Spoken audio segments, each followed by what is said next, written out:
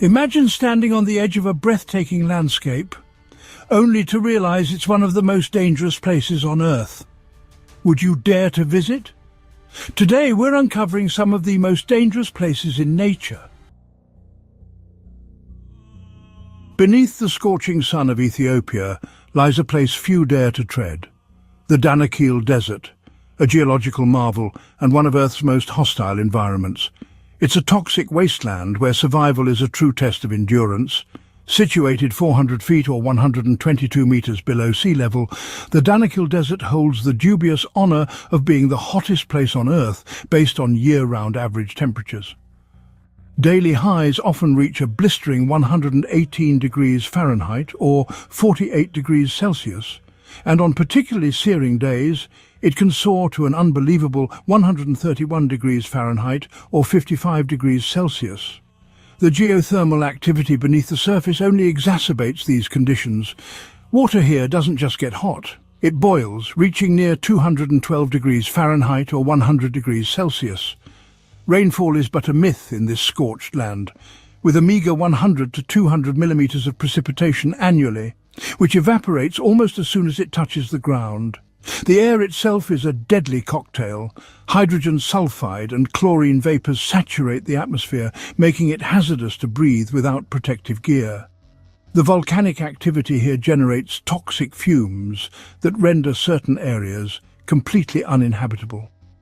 The lethal combination of gases and extreme heat creates an environment so hostile that even brief exposure poses significant health risks. However, this toxic wasteland is not just a death trap, it's a scientific goldmine. The extreme conditions of the Danakil mirror those found on Mars and even sites of nuclear waste. For researchers, this hellish landscape offers a unique glimpse into the survival mechanisms of extremophiles, organisms that thrive in conditions that would annihilate most life forms.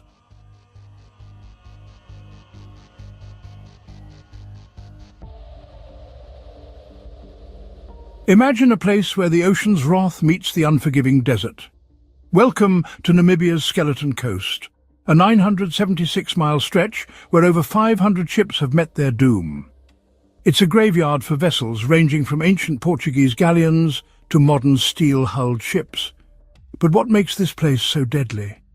The answer lies in the eerie dance between the cold Benguela Current and the warm desert air.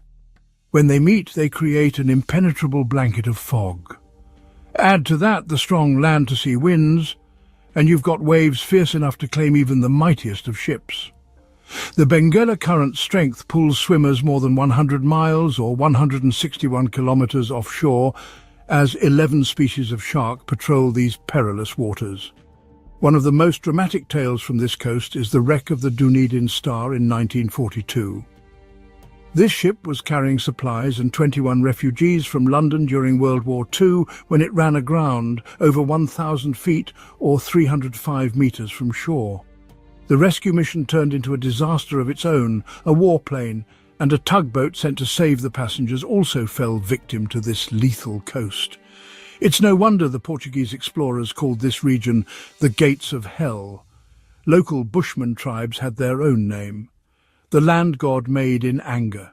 Even if sailors survived the shipwreck, they'd face a grim fate, a vast desert stretching hundreds of miles inland with no hope of survival.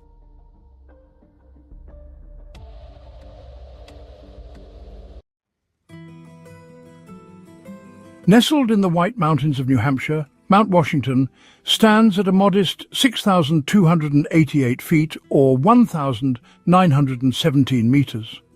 It's not the tallest mountain in North America, but it's earned the title of one of the deadliest peaks in the world. Mount Washington is notorious for its extreme and unpredictable conditions. In 1934, it set the record for the fastest wind speed ever recorded on land, 231 miles per hour. That's 372 kilometers per hour. Even today, winds frequently exceed 100 miles or 161 kilometers per hour. Strong enough to knock a person off their feet.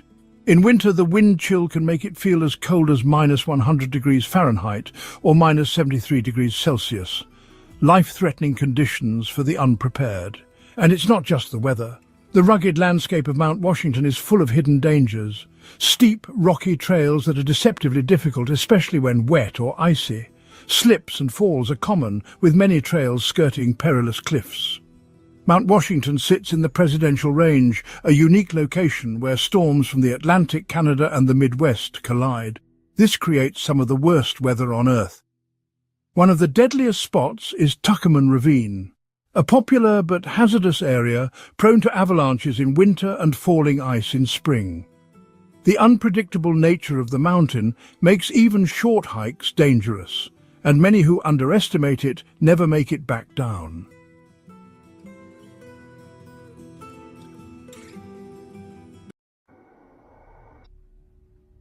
Mount Sinabung, a name that sends shivers down the spine of anyone familiar with its history. Nestled in North Sumatra, Indonesia, Sinabung lay dormant for centuries. But in 2010, this sleeping giant awoke, signalling the start of an era that would mark it as one of nature's most volatile forces. The first confirmed eruption of the Holocene era erupted in August 2010. Ash plumes soared 3 miles or 5 kilometers above the summit, painting the sky with ominous clouds. After a brief respite, Sinabung roared back to life in September 2013. What followed was a relentless series of eruptions, each more devastating than the last. February 19th, 2018 stands etched in the memories of locals. On that day, Sinabung unleashed its fury, expelling ash 4 miles or 7 kilometers into the atmosphere. The sky darkened and the air filled with choking ash, a stark reminder of nature's unpredictable power. The Indonesian National Agency for Disaster Management established critical hazard zones, with the southeast sector designated as the highest risk area. The dangers of Sinabung became heartbreakingly real in February 2014, when 16 people lost their lives for venturing into restricted areas. The continuous eruptions have laid waste to 10 villages and 2 hamlets, displacing over 9,000 people. In March 2021, Sinabung once again demonstrated its deadly nature. A series of explosive events generated 13 pyroclastic flows within hours. Each flow lasted between 2 to 8 minutes, travelling up to 3 miles or 5 kilometers southeast and east. The sheer speed and intensity of these flows left no room for error or complacency. Today, Sinabung remains at the highest alert level. Continuous observation and emergency preparedness are crucial, as the volcano shows no signs of returning to dormancy.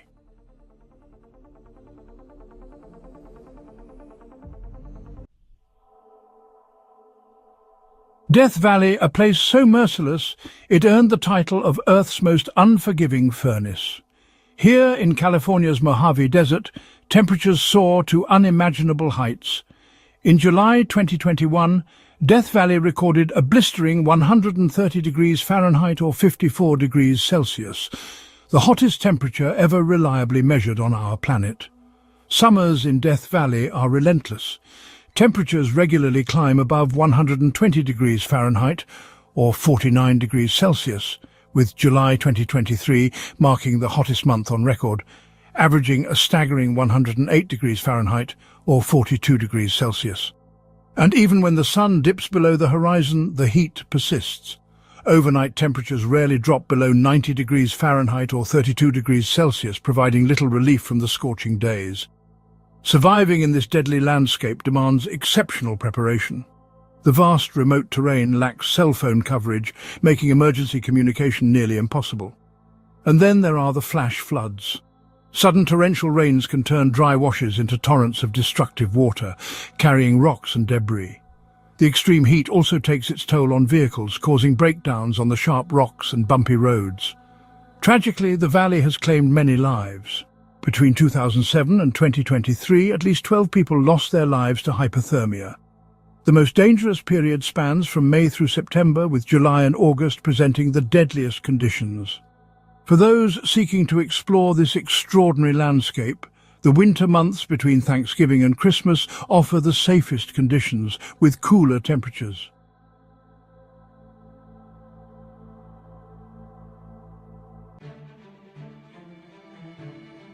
Mount Everest.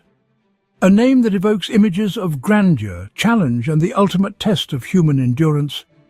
But above 26,000 feet or 8,000 meters, it transforms into a realm where survival hangs by a mere thread. Welcome to the death zone. Imagine standing at a place where the atmospheric pressure is less than 356 millibars. Here, life-sustaining oxygen plummets to just 40% of what you breathe at sea level. Your body starts to deteriorate rapidly. Every breath is a laborious battle. Temperatures regularly sink below a bone-chilling minus 120 degrees Fahrenheit or minus 49 degrees Celsius. Climbers who venture into this unforgiving stretch of Everest summit face not just the elements, but also the barometric pressure that fluctuates between 333 hectopascals during climbing season and a staggering low of 323 hectopascals in midwinter. It's a constant struggle where every decision could mean the difference between life and death. Yet, these very conditions are what draw climbers from across the globe. The allure of standing on top of the world, even if it means risking everything.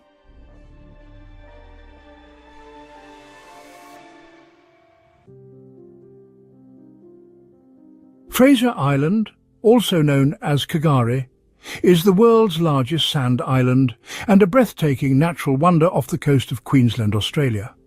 Fraser Island is home to some of Australia's most dangerous creatures.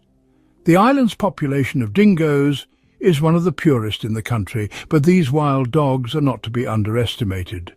Attacks on humans, especially children, have been reported over the years, some resulting in serious injuries. Great white sharks and other dangerous marine predators patrol the coastline, making swimming in the ocean risky. Adding to the danger, deadly box jellyfish and irukandji jellyfish lurk in the waters, especially during the warmer months. Their stings can cause excruciating pain, paralysis, and even death. The island's powerful riptides and strong ocean currents make swimming extremely hazardous, even for experienced swimmers. Bushfires, especially in the dry season, can spread rapidly across the island, cutting off escape routes and endangering visitors. Meanwhile, sudden storms can bring flash floods, turning dry tracks into impassable mud pits. Another hidden danger is the island's vast sand dunes, which can collapse without warning. Adventurers climbing or exploring these dunes risk being buried under shifting sands.